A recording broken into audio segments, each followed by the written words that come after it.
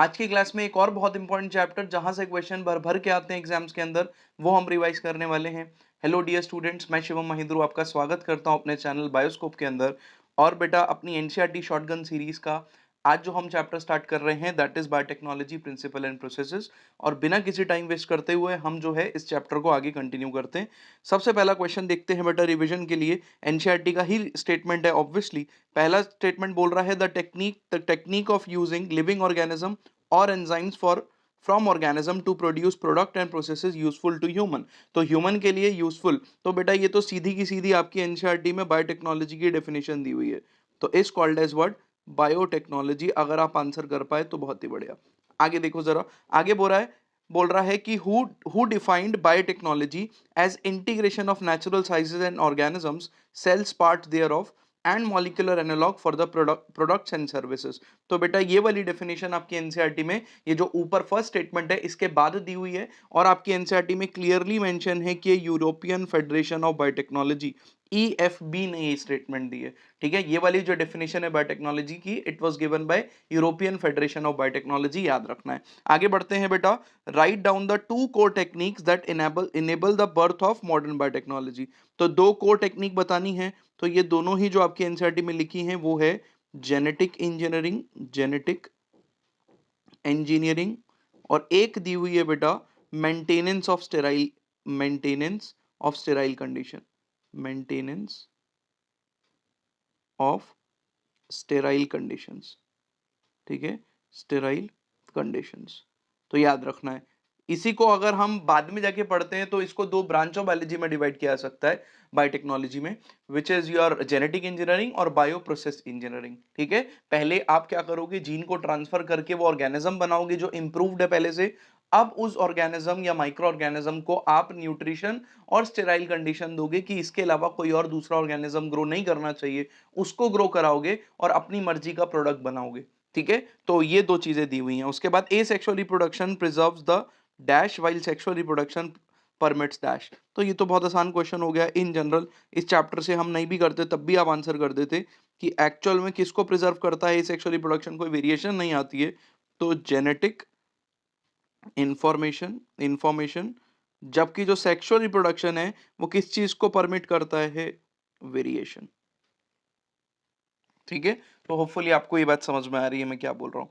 आगे, which technique of genetic engineering overcomes the limitation and allow us to isolate and introduce only one set of desirable gene without introducing undesirable gene into the target organism. तो ये बहुत अच्छी statement है बेटा, बड़ी है थोड़ी सी, लेकिन एक्चुअल में कौन सी टेक्निक की बात हो रही है यहाँ पे बात हो रही है रिकॉम्बिनेंट डीएनए टेक्नोलॉजी, RDT की बात हो रही है। और क्योंकि जीन के मल्टीप्लिकेशन की बात हो रही है तो जीन क्लोनिंग, ठीक है, एंड जीन ट्रांसफर मैंने तीन क्यों लिखी यहाँ पे, ठीक है, क्योंकि आप चेक करो, ये एनसीईआरटी की स्टेटमेंट है, चेक करो यहाँ पे टेक्निक्स लिखा है, तो कौन सी टेक्निक्स हैं, ठीक है, वो पूछा था। यहां से पढ़ना, स्टेटमेंट समझ में आएगी। which allows us to isolate and introduce only one set of desirable gene, ठीक है, without introducing undesirable gene। होता क्या है, मैंने आपको पहले भी बताया था कि जनरली हम रिप्रोड्यूस करा के भी जो हाइब्रिड है वो बना सकते हैं। ठीक है, कि हमने दो क्लोजली रिलेटेड स्पीशीज ली, उनको आपस में फ्यूज कराने की कोशिश करी और नया ऑर्गेनिज्म हाइब्रिड बना सकते हैं हम। लेकिन क्या इस सेक्सुअल रिप्रोडक्शन के थ्रू आप कंट्रोल करके कैरेक्टर को ट्रांसमिट करवा सकते हो कि फादर से तो यही कैरेक्टर चाहिए और मदर से यही कैरेक्टर चाहिए? नहीं, हो सकता है फादर के भी पूरे कैरेक्टर आ जाए, मदर के भी पूरे कैरेक्टर आ जाए। तो अगर आपको पिन पॉइंट करके सिलेक्ट करके कोई एक कैरेक्टर को ट्रांसफर करना है तो बेस्ट टेक्निक है बेटा, बायोटेक्नोलॉजी में आ जाओ, रिकॉम्बिनेंट डीएनए टेक्नोलॉजी कराओ। आप उस जीन को निकाल लो, वो जो जीन कंट्रोल कर रहा है उस कैरेक्टर को, फिर उस जीन को ट्रांसफर करो। तो ये आपके एनसीईआरटी में दिया हुआ है, थोड़ा सा टिपिकल लग सकता है स्टेटमेंट, इसीलिए तो उठा के डाला। ठीक है, आगे देखो, आगे बोल रहा है the fate of piece of DNA which is somehow transferred into an alien organism would always integrate and multiply falls. ठीक है, वो कह रहा है उस पीस ऑफ डीएनए का जो फेट है बेटा, भविष्य है, फ्यूचर है, वो क्या रहेगा, जिसको आपने ऑर्गेनिज्म में डाल दिया किसी दूसरे में, वो हमेशा क्या करेगा, मल्टीप्लाई और रिप्रोड्यूस करेगा ही करेगा। ठीक है, वो इंटीग्रेट हो ही जाएगा और हमेशा नहीं। ठीक है, ये आपको पता होना चाहिए कि कोई भी पीस ऑफ डीएनए जब आप डालोगे ठीक है, किसी होस्ट के अंदर, किसी ऑर्गेनिज्म के अंदर, तो आपको वहां पे वो कंडीशंस देनी पड़ेगी कि ये पीस ऑफ डीएनए क्या करे, मल्टीप्लाई करे। और इस चैप्टर में आगे आपने ओरिजिन ऑफ रेप्लिकेशन पढ़ा है कि आपको इसको उस वेक्टर पे बिठाना पड़ेगा जो क्लोनिंग वेक्टर हो, मतलब जो खुद जाके मल्टीप्लाई करे। अगर वो क्लोनिंग वेक्टर मल्टीप्लाई नहीं होगा तो ये पीस ऑफ डीएनए भी मल्टीप्लाई नहीं हो पाएगा। ऐसे रैंडमली कोई भी पीस ऑफ डीएनए उठा के किसी भी सेल में डाल दोगे और इस उम्मीद में रहोगे कि ये पीस ऑफ डीएनए की तो कॉपी बन जाएगी, तो आप गलत सोच रहे हो, ऐसा होने वाला नहीं है। ठीक है, तो चलो, तो फॉल्स हो गई स्टेटमेंट। होपफुली आपको समझ में आया मैं क्या बोल रहा हूं। Name the specific sequence responsible for initiation of replication, तो यही मैं बात कर रहा हूं, ओरिजिन ऑफ रेप्लिकेशन, ओरी। तो वही तो क्वेश्चन पिछले वाला था कि कोई भी डीएनए कैसे भी उठा के डाल दिया जाए, नहीं, डीएनए को आपको वेक्टर पे बिठाना पड़ेगा और किसी भी रैंडम वेक्टर पे नहीं, होस्ट स्पेसिफिक वेक्टर पे बिठाना पड़ेगा। और उस वेक्टर के पास अगर वो प्लाज्मिड है तो ओरी, ओरिजिन ऑफ रेप्लिकेशन होना चाहिए, तभी रेप्लिकेट करेगा आपका पीस ऑफ डीएनए भी। तो ओरी की फुल फॉर्म आपने पहले भी सुनी हुई है, ओरिजिन ऑफ रेप्लिकेशन। आगे, the technique responsible for making multiple identical copies of a template DNA, ठीक है, ऐसी टेक्निक जो कि यूज होती है बेटा, दैट इज क्लोनिंग। ठीक है, क्लोनिंग। एक डीएनए की बहुत सारी कॉपी बनाने के लिए आप पीसीआर भी यूज करते हो वैसे तो, पॉलीमरेज चेन रिएक्शन, ठीक है, बट जीन क्लोनिंग जो है वो टेक्निक हम यूज करते हैं। ठीक है, ज्यादा लेंदी है जीन क्लोनिंग। अगर आपसे पूछता कि इन विट्रो एम्प्लीफिकेशन कराना है डीएनए का, तो polymerase chain reaction. In vitro, in vitro मतलब लैब के अंदर आपको कराना है, लेकिन अगर किसी ऑर्गेनिज्म के अंदर आपको जीन को मल्टीप्लाई कराना है तो आपको क्या करानी पड़ती है, जीन क्लोनिंग करानी पड़ती है। उसके बाद बेटा आपका क्वेश्चन नंबर 9 बोल रहा है कि the autonomously replicating circular extra chromosomal DNA in bacteria, ये तो सीधी सीधी डेफिनेशन दे दी बेटा किसकी, प्लाज्मिड की, याद कर लेना एग्जाम के अंदर आती है। उसके बाद who constructed the first recombinant DNA, किसने किया, तो बेटा आपकी एनसीईआरटी के अंदर दो साइंटिस्ट दिए, Herbert, Stanley Herbert Cohen, Stanley Cohen and Herbert Boyer, Herbert Boyer. ठीक है, 1972 के अंदर, 1972 के अंदर इन्होंने फर्स्ट रिकॉम्बिनेंट डीएनए प्रोड्यूस किया। What is the meaning of recombinant DNA, आपने एक फॉरेन डीएनए उठाया, एक वेक्टर डीएनए उठाया, वेक्टर डीएनए पे फॉरेन डीएनए को चिपका दिया। ठीक है, अब ये जो डीएनए आएगा आपके पास, this is called as what, this is called as your recombinant DNA, as a name suggest, recombinant, recombine करके, है ना, दो डीएनए अलग अलग सोर्सेज से लिए, एक फॉरेन डीएनए लिया, ठीक है, अलग सोर्स से हो आपके, और एक आपने होस्ट से लिया डीएनए, या फिर आपने प्लाज्मिड उठाया और दोनों को कंबाइन करके क्या बना दिया, एक डीएनए बना दिया। This DNA is called as recombinant. तो रिकॉम्बिनेंट डीएनए के लिए टर्म यूज होती है जनरली। उसके बाद next, which enzyme is also called as molecular scissor, ये तो भैया आपको वैसे भी आना चाहिए, आप तो मॉलिक्यूलर बेसिस ऑफ इनहेरिटेंस पढ़े हुए बच्चों, रिवाइज कर लिया है, नहीं किया तो जाके रिवाइज कर लो, वीडियो अपलोडेड है। उसके बाद बेटा आपका क्या आएगा यहाँ पे, this is restriction enzyme, restriction enzyme, enzymes, इसी को रेस्ट्रिक्शन एंडोन्यूक्लियस भी बोल सकते हैं, चलेगा, कोई दिक्कत नहीं है। उसके बाद the the cutting of DNA at specific location is made possible due to, इसका आंसर भी रेस्ट्रिक्शन एंजाइम। आगे देखो, डीएनए के स्पेसिफिक लोकेशन पे, याद रखना है रेस्ट्रिक्शन एंजाइम को रैंडम कट्स नहीं लगाते हैं, स्पेसिफिक लोकेशन पे ही कट लगता है। और रेस्ट्रिक्शन एंजाइम जहां पे भी स्पेसिफिक लोकेशन पे कट लगाएगा, जिस सीक्वेंस को कट लगाएगा उस सीक्वेंस को कहते हैं रिकॉग्निशन सीक्वेंस। ठीक है, याद से दोबारा सुनो मैंने क्या बोला, आपने रिस्ट्रिक्शन एंजाइम डाला, रिस्ट्रिक्शन एंडोन्यूक्लियस डाला, तो पूरे डीएनए पे पहले जाकर चेक करेगा कि मेरे पहचानने वाला, मेरा सीक्वेंस जिस पे मैं कट लगाता हूं वो प्रेजेंट है कि नहीं है। अगर वो प्रेजेंट हुआ तो वो रिस्ट्रिक्शन एंडोन्यूक्लियस उस सीक्वेंस को पहचान कर वहां पे कट लगा देगा। क्योंकि वो इस सीक्वेंस को पहचान रहा है, इसलिए इस सीक्वेंस का नाम क्या रखा गया, रिकॉग्निशन सीक्वेंस। ठीक है, और यहां पर कट लगा रहा है, इसलिए इन सीक्वेंस को एक और नाम दिया जाता है, इन साइट्स को बोला जाता है रिस्ट्रिक्शन साइट्स। ठीक है, और इन रिकॉग्निशन सीक्वेंस या रिस्ट्रिक्शन साइट का नेचर कैसा होता है, पैलिंड्रोमिक। क्या होता है पैलिंड्रोमिक, अभी थोड़ी देर में डिस्कस करेंगे, लेकिन बहुत इंपॉर्टेंट कॉन्सेप्ट है, आप में से किसी को भी नहीं पता तो दोबारा सुनो। रिस्ट्रिक्शन एंडोन्यूक्लियस आएगा, डीएनए को चेक करेगा, कुछ सीक्वेंसेस ढूंढेगा, जिनको ढूंढ रहा है उन सीक्वेंस का नाम क्या है, क्योंकि इनको ढूंढ रहा है तो रिकॉग्निशन सीक्वेंस। इसी सीक्वेंस पे कट लगाएगा, इसलिए इसी सीक्वेंस को, इसी साइट को बोलते हैं क्या, रिस्ट्रिक्शन साइट। ठीक है, और यही जो सीक्वेंसेस हैं, इनका जब हम नेचर देखते हैं तो इनको बोलते हैं पैलिंड्रोमिक। पैलिंड्रोमिक मतलब इधर से पढ़ने से और इधर से पढ़ने से सीक्वेंस बिल्कुल सेम आता है। अभी डिस्कस करेंगे, आगे क्वेश्चन है। ठीक है, तो चलो देखो आगे। उसके बाद when a cut piece of DNA is linked with plasmid and transferred the linked DNA, the plasmid act as a vector। तो कितना आसान हो गया, ठीक है। वेक्टर मतलब बेसिकली क्या होता है, वेक्टर मतलब बेसिकली रिक्शा, ठीक है, या कोई भी मोड ऑफ ट्रांसपोर्ट को वेक्टर बोलते हैं। तो कह रहा है प्लाज्मिड के ऊपर फॉरेन डीएनए बिठाया, उसको होस्ट में डाला, तो बताओ प्लाज्मिड किसका काम कर रहा है? तो ऑब्वियसली बात है ना, प्लाज्मिड वेक्टर का काम कर रहा है। और प्लाज्मिड यूज कर रहे हो तो जनरली जो होस्ट होगा जिसके अंदर आप डीएनए ट्रांसफर कर रहे हो बैक्टीरिया होगा, याद रखना है। अगर आप डीएनए को, फॉरेन डीएनए को बैक्टीरिया में ट्रांसफर कर रहे हो तो वेक्टर क्या यूज होता है, प्लाज्मिड, ठीक है। ऐसे ही बेटा अगर आप प्लांट में ट्रांसफर कर रहे हो तो टीआई प्लाज्मिड, ठीक है। ऐसे ही अगर आपको ह्यूमन सेल में ट्रांसफर करना है तो आप यूज करते हो क्या, आप एडिनो वायरसेस का यूज कर सकते हो, रेट्रो वायरसेस का यूज कर सकते हो। तो अलग अलग होस्ट के बेसिस पे वेक्टर भी अलग अलग होते हैं, याद रखना है। ऐसा ही एक आपने सेम टू सेम कहां पे पढ़ा हुआ है बेटा, वहां पर आपका ह्यूमन जीनोम प्रोजेक्ट में, वहां पे बैक्टीरिया और यीस्ट को होस्ट की तरह यूज किया गया। बैक्टीरिया में ट्रांसफर करने के लिए जो वेक्टर यूज हुआ वो बैक था, बैक्टीरियल आर्टिफिशियल क्रोमोसोम, और यीस्ट में ट्रांसफर करने के लिए यैक, यीस्ट आर्टिफिशियल क्रोमोसोम। ये वहां पे मॉलिक्यूलर बेसिस ऑफ इनहेरिटेंस। नहीं रिवाइज तो जाके रिवाइज कर लो, बट मुझे उम्मीद है कि आपने वीडियो देख ली होगी ऑलरेडी और रिवाइज होगा। वेरी गुड, आगे देखो। आगे बोल रहा है different enzyme should cut foreign DNA and plasmid. कह रहा है डिफरेंट एंजाइम, पहली बात तो कट कौन लगाता है, तो किस एंजाइम की बात हो रही है, तो ये एंजाइम हो रही है, ये रिस्ट्रिक्शन एंजाइम की बात हो रही है। कह रहा है कि अगर आपको फॉरेन डीएनए पे कट लगाना है और प्लाज्मिड पे कट लगाना है तो दोनों के लिए अलग अलग एंजाइम की जरूरत पड़ेगी। तो स्टेटमेंट फॉल्स हो गई बेटा। अगर आपको प्लाज्मिड पे कट लगाना है और फॉरेन डीएनए पे कट लगाना है तो आपको सेम रिस्ट्रिक्शन एंजाइम लेना पड़ेगा, तभी इनके जो सीक्वेंसेस आएंगे वो आपस में स्टिकी होंगे। मतलब जो सीक्वेंस का नेचर होगा वो तभी फिट बैठेगा जब आप दोनों को सेम रिस्ट्रिक्शन एंजाइम से कट लगाओगे।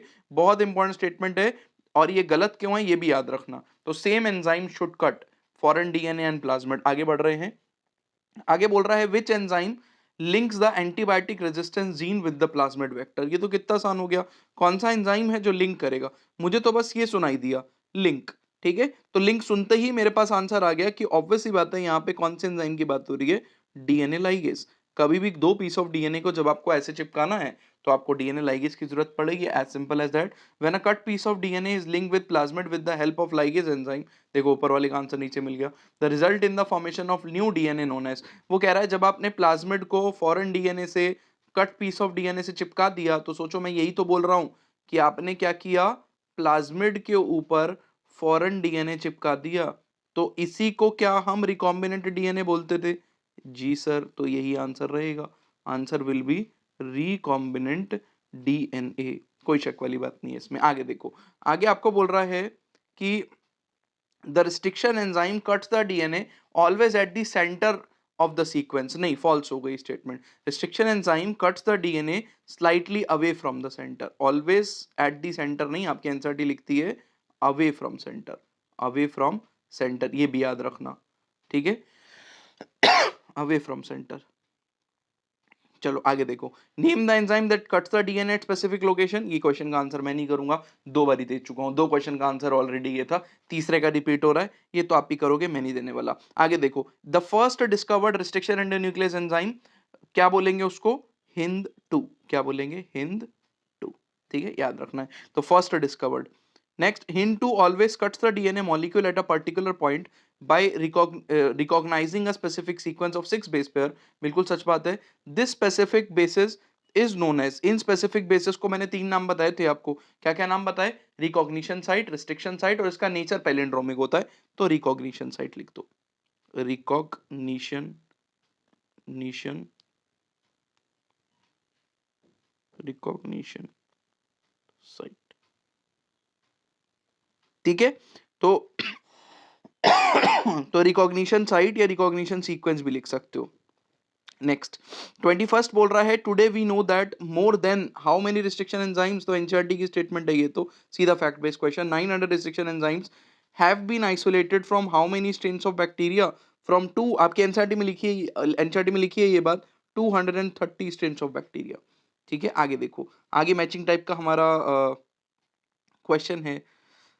इको R1 बहुत इंपॉर्टेंट है, मेरी तरफ से स्टार मार्क कर लेना। इस पे आता है कि नॉमेनक्लेचर कैसे किया जाता है। तो इको R1 का नॉमेनक्लेचर कैसे हुआ, तो एस्चेरिशिया किसके लिए स्टैंड करता है, genus. CO second and third alphabet represents what, species. R stands for strain which is R/13, और आई स्टैंड्स या 1 stands for order of enzyme isolation, ठीक है, किस नंबर पे आइसोलेट हुआ, ऑर्डर ऑफ डिस्कवरी नहीं है ये, ऑर्डर ऑफ आइसोलेशन है, याद रखना। क्वेश्चन में आएगा पेपर के अंदर तो उस अकॉर्डिंगली फिर आप आंसर कर देना कि किसके बारे में पूछा है, ठीक है। तो सेकंड और थर्ड दोनों स्पीशीज रिप्रेजेंट करते हैं, ये बात आपको अच्छे से पता होनी चाहिए। Next, restriction enzyme belongs to which class of enzyme, तो न्यूक्लियेजेस, न्यूक्लियेजेस, अरे न्यूक्लिक एसिड पे कट लगा रहा है ना, तो it belongs to the which class of enzyme, nucleus. उसके बाद which nucleus remove nucleotide from the end, तो भाई अभी तक हम इस चैप्टर में जितने भी पढ़ते हैं वो एंडो न्यूक्लियस पढ़ते हैं कि बीच में से कट लगा रहा है, अगर साइड से बेसिस को रिमूव करेगा तो उसको बोलते हैं एक्सो न्यूक्लियस, एक्सो न्यूक्लियस, ठीक है। आगे बोल रहा है which specific nucleotide sequence is recognised by restriction endonuclease, ठीक है। अब यहाँ पे पैलिंड्रोमिक सीक्वेंस लिख देते हैं, पैलिंड्रोमिक, स्पेसिफिकली वो क्या होता है नेचर के अंदर, पैलिंड्रोमिक सीक्वेंस, ठीक है। What is the meaning of palindrome, तो देखो जरा ऐसे, मैडम, MADAM, मैडम, इधर से पढ़ो चाहे इधर से पढ़ो मैडम ही आएगा, ऐसे ही कुछ सीक्वेंस होते हैं। जैसे कि अगला क्वेश्चन देखो, what is the recognition sequence of Eco R1, तो आप लिखोगे 5 प्राइम 2 3 प्राइम GAA TTC, ठीक है। तो 5 prime to 3 prime GAA TTC कैसा सीक्वेंस हो गया आपका, रिकॉग्निशन। क्या क्यों ऐसा बोल रहा हूं, नीचे वाले स्टैंड पे भी 5 प्राइम टू 3 प्राइम लिखने की कोशिश करो तो क्या आएगा, GAATTC, और ये कट कहां पे लगाता है बेटा, कट लगाता है ऊपर वाले स्टैंड में G और A के बीच में, नीचे वाले स्टैंड में G और A के बीच में। और ये जो कट आएगा यहाँ पर, कटने के बाद जो फ्रेगमेंट्स आएंगे वो आपस में स्टिकी होंगे, है ना, क्यों, क्योंकि यहाँ पर कॉम्प्लीमेंट्री बेस पे हाइड्रोजन बॉन्डिंग हो सकती है, ठीक है। तो इसलिए ये कैसे होते हैं, स्टिकी एंड्स, कैसे प्रोड्यूस करेगा, sticky. Next, which now which interaction is responsible for sticky ends, लो ये तो मैं पहले ही बता चुका हूँ, तो इसका आंसर आप बताओगे, ठीक है, क्योंकि बता चुका हूं तो कमेंट बॉक्स में आंसर कर देना, बता दिया। उसके बाद the group of letter that forms the same word when read both forward and backward, जैसे मलयालम इधर और इधर से रीड करो तो क्या बोलेंगे इसको, इसका आंसर अभी आप करना, अभी बताया। ऐसे वर्ड या ऐसे लेटर्स को क्या बोला जाता है जो कि आगे और पीछे से, ठीक है, अभी अभी आंसर किया है थोड़ी देर पहले। उसके बाद which is the process of insertion of recombinant DNA into bacterial cell called, इसको बोलते हैं ट्रांसफॉर्मेशन, क्या बोलते हैं, ट्रांसफॉर्मेशन, ठीक है, याद रखना है। कोई पीस ऑफ DNA अगर आपने बैक्टीरिया के अंदर डाल दिया तो उसको बोलते हैं ट्रांसफॉर्मेशन। नेक्स्ट आपको बोल रहा है, नेक्स्ट आपको बोल रहा है name the technique used to separate DNA fragment, gel electrophoresis, gel electrophoresis. आपने क्या किया बेटा, आपने DNA को कट किया रिस्ट्रिक्शन एंडोन्यूक्लियस की मदद से, कट कर दिया DNA को, DNA के अलग अलग साइज के क्या आ गए, बैंड्स आ गए आपके पास। अब आप DNA को आंखों से देख नहीं पा रहे हो, हाथ से तो अलग कर ही नहीं पाओगे बिल्कुल भी, इस उम्मीद में मत रहना कि DNA को आप हाथ से अलग कर दोगे, पॉसिबल ही नहीं है, ठीक है। तो DNA को अलग करने के लिए आपको एक टेक्निक परफॉर्म करनी पड़ती है जिस प्रोसीजर को बोलते हैं जेल इलेक्ट्रोफोरेसिस, याद रखना है आपको, ठीक है। अब in electrophoresis which compound is used to stain DNA fragment, तो इलेक्ट्रोफोरेसिस के अंदर आपने किस कंपाउंड का यूज किया, तो ETBR, या फिर आप पूरा लिख दो इथीडियम ब्रोमाइड, क्या बोला गया इसको, इथीडियम ब्रोमाइड। और इसमें जो बैंड्स का DNA बैंड्स का कलर आता है वो ब्राइट ऑरेंज कलर शो करता है, याद रखना। स्टेन तो एक टाइप की स्टेनिंग है जिसमें ब्राइट ऑरेंज कलर के आपको बैंड्स दिखेंगे, ये बहुत इंपॉर्टेंट है, ठीक है, आफ्टर ऑटो रेडियोग्राफी, ठीक है, जब आप रेडिएशन डालोगे। उसके बाद DNA molecules is dash charge, ये तो बहुत आसान हो गया, negatively charge and move towards dash during electrophoresis, ये तो आसान हो गया, ठीक है। कहां की तरफ मूव करता है, मूव टुवर्ड्स एनोड, एनोड क्योंकि बेटा पॉजिटिवली चार्ज इलेक्ट्रोड है, इसलिए जब आप इलेक्ट्रोफोरेसिस कराते हो तो आप DNA को कैथोड नेगेटिवली चार्ज इलेक्ट्रोड की तरफ लोड करते हो, और वो कहां पे मूव करता है, एनोड की तरफ मूव करता है, ठीक है, क्योंकि नेगेटिव और नेगेटिव विल रिपेल, DNA को रिपेल करेगा कैथोड और एनोड उसको अट्रैक्ट करेगा। और जो सबसे छोटे फ्रेगमेंट होते हैं वो सबसे आगे जाते हैं और बड़े वाले फ्रेगमेंट कहां रह जाते हैं, पीछे। क्यों, क्योंकि बेटा हम यहाँ पे जो जेल यूज करते हैं विच इज एग्रोस जेल, ठीक है, उसमें ऐसे छोटे छोटे छोटे क्या बन जाते हैं बेटा, सीव, छन्नी जैसे स्ट्रक्चर बन जाते हैं। जब आप एग्रोजेल को मॉलिक्यूलर लेवल पे स्टडी करते हो तो उसमें ऐसे छन्नी जैसे स्ट्रक्चर होते हैं, इसको बोलते हैं सीविंग इफेक्ट। तो जो आपका DNA है वो इस छन्नी के थ्रू पास होते हुए जा रहा है एक्चुअल में एग्रोस से, तो सबसे छोटे वाला जो है उसको सबसे कम रेजिस्टेंस मिलेगी, सब मोबिलिटी सबसे ज्यादा होगी और सबसे आगे जाएगा, और सबसे बड़े वाला सबसे पीछे रह जाएगा, सिंपल एज दैट। आगे देखो, nowadays which is the most common used matrix for electrophoresis, ये तो बता ही चुका हूं, एगरोस, ठीक है, एगरोस, तो agarose is the most common used क्या मैट्रिक्स, ठीक है, जेल यूज होगा, इसीलिए इस इलेक्ट्रोफोरेसिस को एग्रोस जेल इलेक्ट्रोफोरेसिस भी कहते हैं। एज के नाम से बहुत फेमस है कि डीएनए को सेपरेट करने के लिए एज कराओ, as is agarose gel electrophoresis, ठीक है जी। आगे देखो, from where agarose is extracted, कहां से मिलता है बेटा, तो सी वीड से, ठीक है, सी वीड से, सी प्लांट से मिलता है। उसके बाद ampicillin, chloramphenicol, tetracycline, kanamycin resistance gene are useful selectable marker, याद रखना है आपको, सिलेक्टेबल मार्कर फॉर इकोलाई, ये सिलेक्टेबल मार्कर हैं बेटा, पीबीआर 322 में दिखता है, इनमें से टेट्रासाइक्लिन और आपका क्या एम्पिसिलिन के लिए रेजिस्टेंस, ठीक है, step selectable marker. What is selectable marker, बेटा वो चीजें जो कि आपके क्या करेंगे, ऐसे जीन्स जो कि आपको हेल्प करेंगे to distinguish between recombinants and non recombinants and transformed and non transformed, ठीक है, तो इनमें हेल्प करेंगे बेसिकली कि आपका फॉरेन डीएनए पहुंचा है कि नहीं पहुंचा है। बैक्टीरिया तो बताएगा नहीं, अब मैं बैक्टीरिया से थोड़ी पूछूंगा कि भाई तुझमें फॉरेन डीएनए आया कि नहीं आया मुझे बता, तो हमको ही कोई ना कोई टेक्निक लगानी पड़ेगी, तो वी यूज सिलेक्टेबल मार्कर्स, क्या यूज करते हैं हम, selectable markers. Next, Bam H1 cuts the PBr322 at dash site, तो आपको याद रखना है बेटा at tetracycline resistance site, TETR tetracycline, नहीं याद आ रहा तो PBr322 का डायग्राम रिवाइज करो बेटा। PBr322 की जब हम बात करते हैं तो जनरली आपके पास PBr322 जो कि इकोलाई का वेक्टर है, क्लोनिंग वेक्टर है, उसमें यहां होती है एम्पिसिलिन रेजिस्टेंस साइट और यहां पे होती है tetracycline resistance site, TETR tetracycline resistance site, और ये दोनों ही सिलेक्टेबल मार्कर का काम करती है। और दो साइट्स होती हैं, एक को बोलते हैं ओरी, जिसके बिना तो ये क्लोनिंग वेक्टर कहलाने लायक ही नहीं है, और एक साइट होती है बेटा जिसको कहते हैं रोप, रोप प्रोटीन ऑफ रेप्लिकेशन। अब क्या होता है बेटा, यहाँ पे आपके पास कुछ रिस्ट्रिक्शन साइट प्रेजेंट होती है, कहाँ कहाँ पे प्रेजेंट है ये, जिसमें से जो बाम H1 साइट है, बाम H1 साइट है, वो टेट्रासाइक्लिन रेजिस्टेंस पे कट लगाती है, ठीक है। बाकी जो रिस्ट्रिक्शन साइट्स है वो भी प्रेजेंट होती है, लेकिन बाम H1 पे क्वेश्चन पूछा है तो कहां पे कट लगाएगा, ठीक है, टेट्रासाइक्लिन रेजिस्टेंस, याद रखना है, TETR है पूरा नाम। उसके बाद the extraction of DNA fragment from agarose gel is called as elution, elution, ठीक है, जब आपके डीएनए के फ्रेगमेंट जो हैं, ये रहा जेल, उस पे अलग हो गए, बड़ा फ्रेगमेंट पीछे आ गया, उससे छोटा नीचे, उससे छोटा नीचे, सबसे छोटा सबसे नीचे, क्योंकि यहाँ पे आपने पॉजिटिव इलेक्ट्रोड एनोड लगाया था और यहाँ पे नेगेटिव इलेक्ट्रोड कैथोड, तो ये इधर मूव करेगा। तो अब आपको क्या करना है, इसको किसी स्टेबल सॉरी आपको क्या करना है, आपको यहाँ पे डीएनए जो फ्रेगमेंट है उसको काट के बाहर निकालना है, इसको प्रोसेस को हम कहते हैं इल्यूशन। तो जेल से काट के फ्रेगमेंट को बाहर निकाला, उसको इल्यूशन कहते हैं। लेकिन इससे पहले जब हमने बेटा डीएनए फिंगरप्रिंटिंग पढ़ा था, तो वहां पे हम काट के जेल को बाहर नहीं निकालते थे डीएनए फ्रेगमेंट को, हम इस डीएनए फ्रेगमेंट को एक सॉलिड पूरे मेम्ब्रेन के ऊपर क्या करते थे, शिफ्ट करते थे। तो डीएनए को ट्रांसफर करने की प्रोसेस को कहते हैं ब्लॉटिंग, और उस ब्लॉटिंग को कहते थे सदर्न ब्लॉटिंग, क्या बोलते हैं, सदर्न ब्लॉटिंग। जबकि अगर फ्रेगमेंट्स को काट के बाहर निकाल रहे हैं डीएनए के, तो उसको बोला जाता है इल्यूशन, याद रखना है, इल्यूशन। इल्यूशन मतलब बैंड्स को जेल से काट के बाहर निकाला और बैंड्स को जेल से ट्रांसफर करके नाइट्रोसेल्यूलोज मेम्ब्रेन के ऊपर या नाइलॉन मेम्ब्रेन के ऊपर क्या कर दिया, ट्रांसफर कर दिया। This process is called as what, blotting. और डिफरेंस सुनो, यहां पर हम क्या करते हैं, यहां पर डीएनए फ्रेगमेंट देखना पड़ेगा तभी काट के बाहर निकालेंगे, तो देखने के लिए हम स्टेनिंग का यूज करते हैं, विच इज इथिडियम ब्रोमाइड।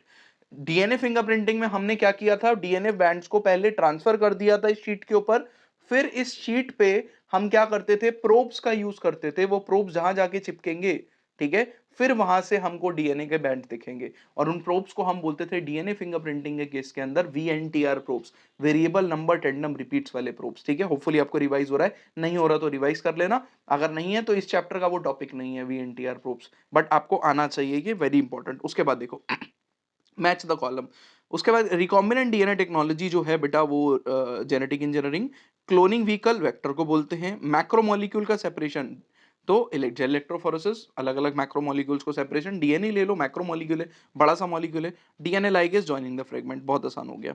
अगला क्वेश्चन देखो जरा, अगला क्वेश्चन कह रहा है कि name the process use to check the progression of restriction enzyme. बस सोचो, वो बोल रहा है आपने क्या किया, आपने डीएनए लिया और रिस्ट्रिक्शन एंजाइम से डीएनए पे कट लगा दिया, ठीक है। अब आपको इस बात का सबूत चाहिए कि डीएनए पे कट लग चुके हैं, ठीक है, कैसे बताओगे, डीएनए तो देख ही नहीं पा रहे, तो ऑब्वियस सी बात है ना, मैं क्या करूंगा, इस फ्रेगमेंट को इलेक्ट्रोफोरेसिस पर रन करा दूंगा। तो अगर वहां पे मल्टीपल बैंड्स आए तो मैं कहूंगा रिस्ट्रिक्शन एंजाइम ने कट लगा दिया है, अगर एक ही बैंड आया तो इसका मतलब रेस्ट्रिक्शन एंजाइम कट नहीं लगा पाया। तो रेस्ट्रिक्शन एंजाइम ने कट लगा दिया, ये कैसे पता चलेगा? तो उसको एग्रोस जेल इलेक्ट्रोफोरेसिस पे रन कर दो, ठीक है। एज वही मैं लिख सकता था फुल फॉर्म, बट आप लिखोगे, मैं क्यों लिखूं?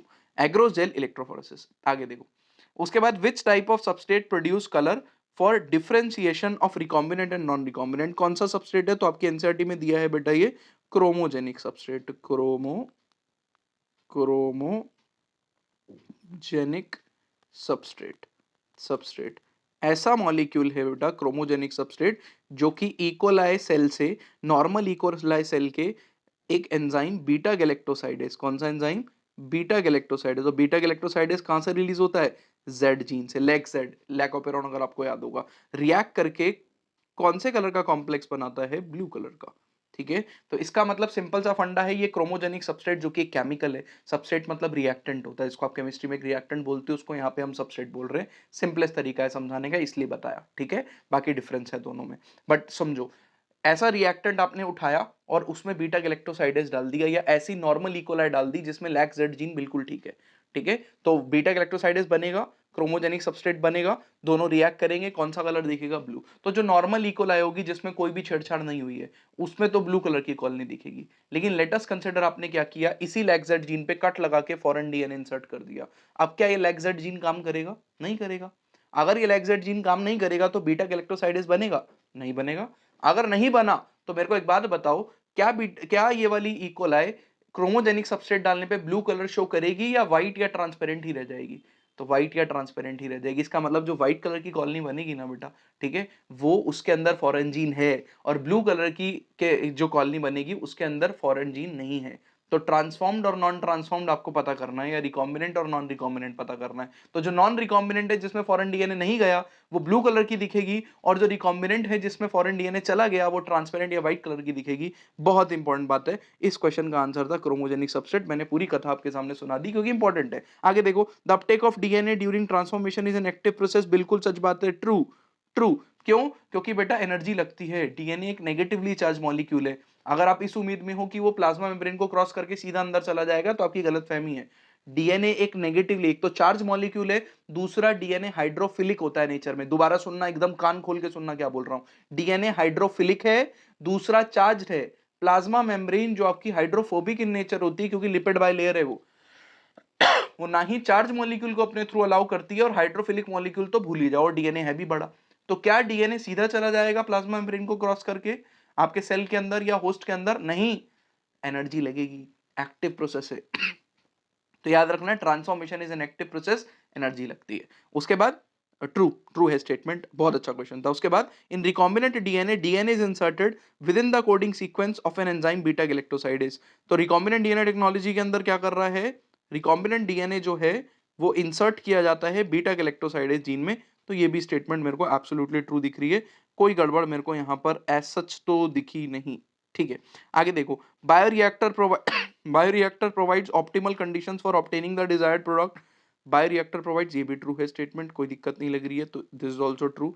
इन insertion and activation the alien gene is introduced into the origin of replication. अरे ओरी, ओरी में थोड़ी डाल दोगे, फॉल्स हो गया। अगर आपने ओरिजिन ऑफ रेप्लिकेशन पे कट लगा के फॉरेन डीएनए डाल दिया तो ओरिजिन ऑफ रेप्लिकेशन साइट ही खराब हो गई। ये वाला जो वेक्टर है वो ग्रो ही नहीं करेगा होस्ट के अंदर, ये रेप्लिकेट ही नहीं कर पाएगा। तो गलती से भी नहीं, ठीक है। ये तो लैक जेड जीन पे कट लगा के फॉरेन डीएनए डालते हो ना आप, या फिर किसी सिलेक्टेबल मार्कर पे कट लगा के फॉरेन डीएनए डालते हो। ऐसे थोड़ी करोगे कि ओरिजिन ऑफ रेप्लिकेशन ही काट दिया। अरे ओरिजिन ऑफ रेप्लिकेशन काट दोगे तो रेप्लिकेशन नहीं हो पाएगी, याद रखना है। गलत है, आपको समझ में आ गया होपफुली, ठीक है। आ गया तो बताना मेरे को कमेंट सेक्शन में। उसके बाद देखो, the process include separation and purification of desired protein is called as downstream processing. Downstream processing, processing, बहुत ही बढ़िया। आगे देखो, तो ऐसी डाउनस्ट्रीम प्रोसेसिंग में कौन सी दो मेजर प्रोसेस होती हैं? Separation and purification. क्या होता है, जब आपने डिजायर्ड प्रोडक्ट बना लिया, ठीक है, अब उसको प्यूरिफाई करना है, उसको सेपरेट करना है, उसको पैक करना है, उसमें प्रिजर्वेटिव ऐड करने हैं, तो मार्केट में रिलीज करना है। तो ये सारी प्रोसेसेस जो कि प्रोडक्ट बनने के बाद से लेकर सेपरेशन वगैरह ये सारी चीजें आती हैं, उसको डाउनस्ट्रीम प्रोसेसिंग बोला जाता है। आगे देखो, आगे आपको बोल रहा है after after insertion and activation of beta galactosidase gene which type of colonies do not produce any colour. कोई कलर प्रोड्यूस नहीं हो रहा है। सोचो, इंसर्शन एक्टिवेशन हो गया, ठीक है, कोई कलर प्रोड्यूस नहीं हुआ, इसका मतलब क्या हुआ, आपने क्रोमोजेनिक सबस्ट्रेट डाला, कोई कलर प्रोड्यूस नहीं हुआ, मतलब ये बीटा गैलेक्टोसाइडेज नहीं बन रहा है, मतलब फॉरेन जीन इंसर्ट हो गया है। ठीक है, तो कौन सी वाली कॉलोनी है, रिकॉम्बिनेंट के नॉन रिकॉम्बिनेंट, रिकॉम्बिनेंट। ठीक है, याद रखना है, रिकॉम्बिनेंट कॉलोनीज, रिकॉम्बिनेंट कॉलोनीज। चलो आगे बढ़ रहे हैं, आगे देखो। आई एम सॉरी, थोड़ा सा गले में दिक्कत हो रही है, बट कोई बात नहीं, देखो इग्नोर करते हुए आगे। The part of Ti plasmid transfers Agrobacterium into the dicot plant. Ti plasmid बेटा उसकी फुल फॉर्म होती है ट्यूमर इंड्यूसिंग प्लाज्मिड। ये कहानी भी सुन लेना, बहुत ही फेवरेट क्वेश्चन है एग्जामिनर का, इसलिए जल्दी से सुना दे रहा हूं, है ना। जिस भी जितने वे में आपका भला हो सके वो मैं करने की कोशिश करता हूं, ध्यान से सुनो। यहां पर बेटा क्या है, यहां पर आपको प्लांट सेल के अंदर जीन को ट्रांसफर करना है।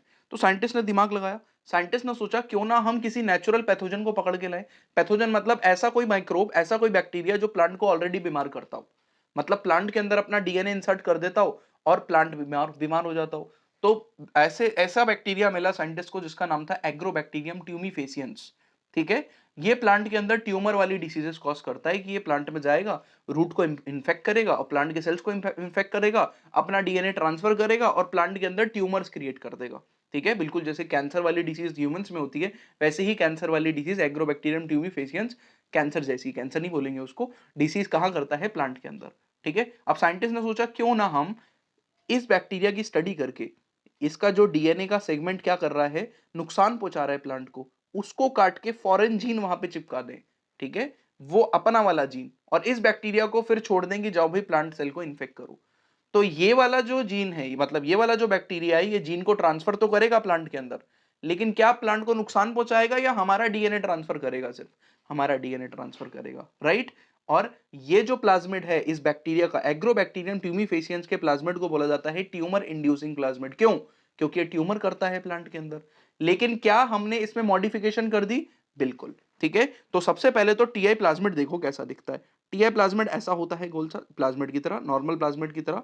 बेटा इसका वो जीन जो इसका वो सेगमेंट जो प्लांट के अंदर ट्रांसफर होता था और प्लांट को नुकसान पहुंचाता था, उसको हम कहते हैं टीडीएनए। तो पूरा प्लाज्मिड नहीं जाता है प्लांट के अंदर, प्लांट के अंदर ये टीडीएनए सीक्वेंस जाता था ट्रांसफर होके। हमने क्या किया, हमने इसी टीडीएनए सीक्वेंस को काटा और इस टीडीएनए सीक्वेंस की जगह पर अपना फॉरेन जीन क्या कर दिया, इंसर्ट कर दिया। अब क्या करेगा, अब ये बैक्टीरिया हमारा ये वाला जीन ट्रांसफर करेगा जो प्लांट को नुकसान नहीं पहुंचाएगा, लेकिन हमारा फॉरेन जीन प्लांट के अंदर ट्रांसफर हो गया। कितना स्मार्ट तरीका है। तो क्या पूछ रहा है, टीआई प्लाज्मिड। सबसे पहले एग्जामिनर पूछेगा व्हाट इज टीआई प्लाज्मिड, कहना ट्यूमर इंड्यूसिंग प्लाज्मिड। किस कौन से बैक्टीरिया का प्लाज्मिड होता है, एग्रोबैक्टीरियम ट्यूमीफेसियंस। यहां सिर्फ एग्रोबैक्टीरियम लिखा है, पूरा नाम आप नीचे लिखोगे कमेंट सेक्शन के अंदर, मैं चेक करूंगा। उसके बाद in dicot plants is called, क्या बोलते हैं बेटा, कौन सा पार्ट है जो कि ट्रांसफर होता है, तो टीडीएनए। ठीक है, कौन सा पार्ट है, टीडीएनए। नेक्स्ट, नेक्स्ट बोल रहा है if any protein encoding gene is express in heterologous host it is called as, what is the meaning of heterologous host. तो जैसे कि मैंने ह्यूमन जीन उठाया, उसको बैक्टीरिया में ट्रांसफर कर दिया, तो मुझे एक बात बताओ, जीन किसका था, ह्यूमन का, मैंने होस्ट कौन सा ले लिया, किस में ट्रांसफर कर दिया, बैक्टीरिया में। क्या बैक्टीरिया होमोलोगस होस्ट है ह्यूमन का कि हेटेरोलोगस है, सेम है कि अलग है, अलग हो गया ना।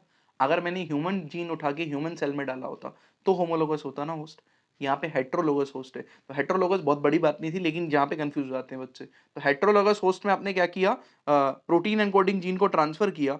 अब ये जो प्रोटीन बनाएगा उसको बोलेंगे हम क्या, उसको बोलेंगे recombinant protein, recombinant protein, protein. ठीक है, next, which type of ion is use to increase the efficiency of DNA uptake by the bacteria. बेटा टॉपिक का नाम है कॉम्पिटेंट सेल, अभी बताया डीएनए सीधा सीधा सेल के अंदर नहीं जा सकता है, आपको होस्ट को उस लायक बनाना पड़ेगा, आपको ट्रीटमेंट देना पड़ेगा होस्ट को। ठीक है, और आपके एनसीईआरटी में कौन कौन से ट्रीटमेंट दिए हैं, 3 दिए हैं। इसको पहले तो कैल्शियम आयन से ट्रीट कर दो, और उसके बाद क्या करो, इसको इसको आप क्या करो, हीट शॉक ट्रीटमेंट दो।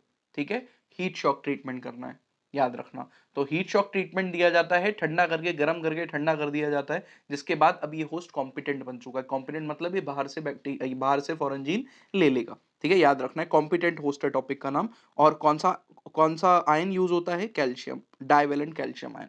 ठीक है, उसके बाद बोल रहा है the bacterial cell which is able to uptake plasmid DNA is called as, ऐसा बैक्टीरिया को क्या बोलते हैं हम, कॉम्पिटेंट होस्ट, कॉम्पिटेंट बैक्टीरिया या कॉम्पिटेंट होस्ट, दोनों में से कुछ भी लिखो चलेगा, ठीक है। In the biolistic gene gun method DNA is coated with, DNA किससे कोट होता है बेटा, गोल्ड या फिर किससे, टंगस्टन से।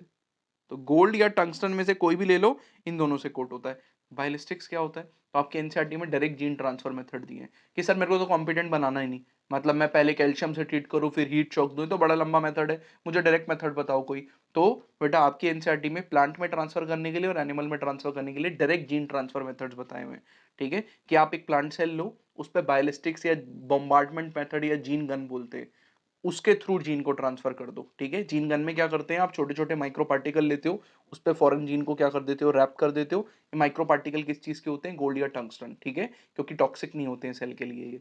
तो उस पर ट्रांसफर किया। और बॉम्बार्डमेंट मतलब एक छोटा सा आपने क्या किया, छोटा सा एक्सप्लोजन किया, ये छोटे छोटे पार्टिकल जाके सेल के अंदर धस जाएंगे। और प्लांट सेल पे यूज होती है टेक्निक, एनिमल सेल पे नहीं। क्यों, क्योंकि बेटा ये पार्टिकल एनिमल सेल को बहुत ज्यादा नुकसान पहुंचा सकते हैं। प्लांट सेल के पास तो सेल वॉल होती है जो उसको प्रोटेक्ट कर लेगी, ठीक है, लेकिन एनिमल सेल जो है उस पर सेल वॉल नहीं होती है, तो एनिमल सेल रप्चर या पंचर हो जाएगा पूरा का पूरा। तो इसलिए बॉम्बार्डमेंट मेथड कौन से सेल के लिए अच्छा है, तो प्लांट सेल के लिए सजेस्टेड है, एनिमल सेल के लिए नहीं। तो एनिमल सेल के लिए कौन सा होगा, नीचे अगला क्वेश्चन वही है, चलो।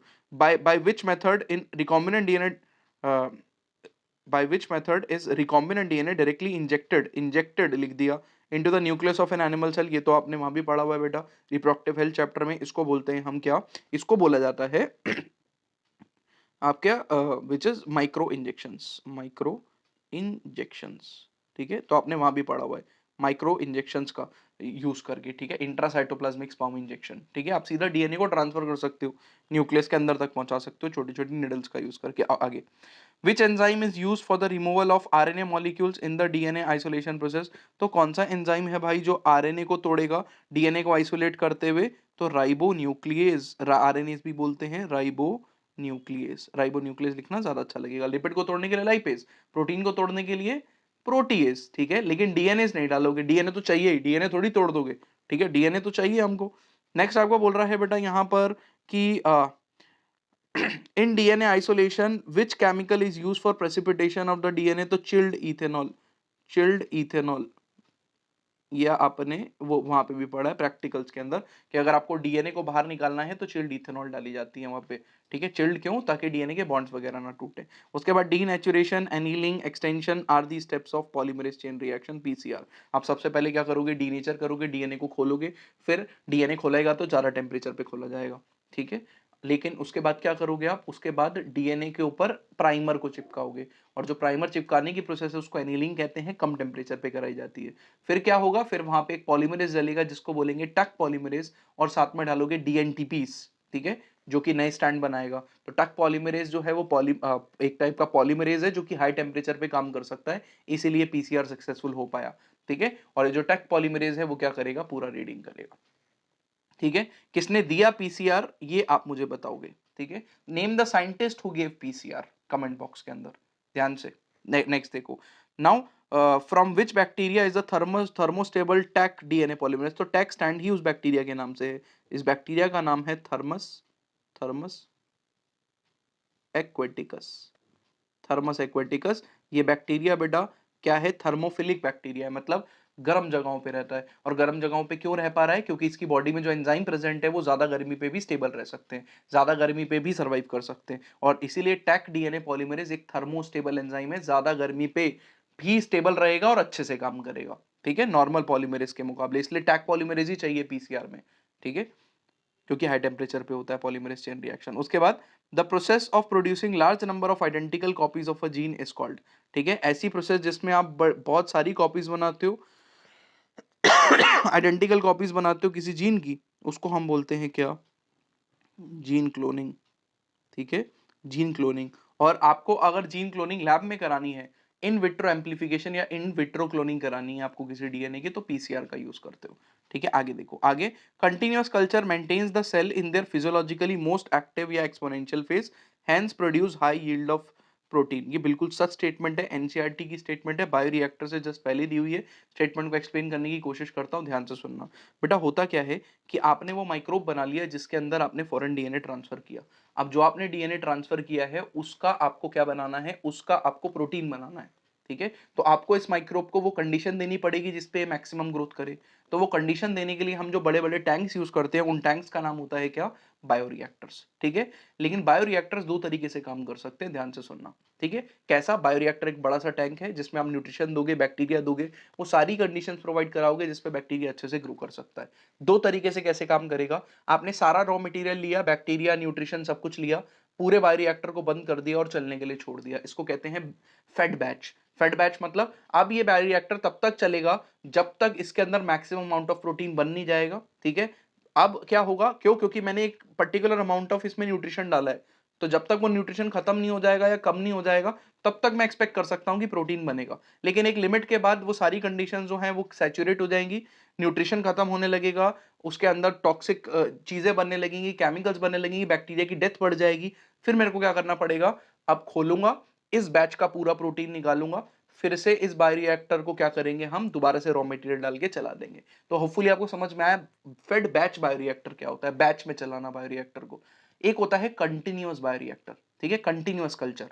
कंटिन्यूअस कल्चर में क्या होता है? बायोरिएक्टर काम करता है, रॉ मटेरियल डाला जाता है, एक साइड से रॉ मटेरियल प्रोडक्ट की फॉर्म में निकलता है, दूसरी साइड से हम रॉ मटेरियल और डालते रहते हैं। मतलब प्रोसेस को रोकने की जरूरत ही नहीं पड़ी, बैच में नहीं चलाया जाएगा। क्या करा जाएगा? एक साइड से आपका प्रोडक्ट बन के निकलेगा, दूसरी साइड से क्या किया जाएगा? रॉ मटेरियल डालते रहेंगे। मेरी बात समझ में आ गई? क्या मैंने, ध्यान से सुनना, क्या मैंने कंटिन्यूअस कल्चर के केस में कभी भी न्यूट्रिशन को, बाकी चीजों को कांस्टेंट आने दिया? ठीक है। या मैं लगभग अपनी तरफ से अनलिमिटेड अमाउंट के अंदर न्यूट्रिशन दे रहा हूं बैक्टीरिया को? बिल्कुल। तो अगर मैं फेड बैच में और कंटिन्यूअस कल्चर में पूछूं कि बैक्टीरिया मैक्सिमम ग्रोथ कहां पे करेगा, ठीक है, सबसे एक्टिव या एक्सपोनेंशियली ग्रो, एक्सपोनेंशियली मतलब बहुत तेजी से ग्रो कहां पे करेगा, तो answer will be continuous culture में। ठीक है। और कहां पर आपका डिजायर्ड प्रोटीन सबसे ज्यादा बनेगा? कंटिन्यूअस कल्चर में, क्योंकि बैक्टीरिया जहां पे सबसे ज्यादा ग्रो करेगा वहां पे आपका क्या होगा?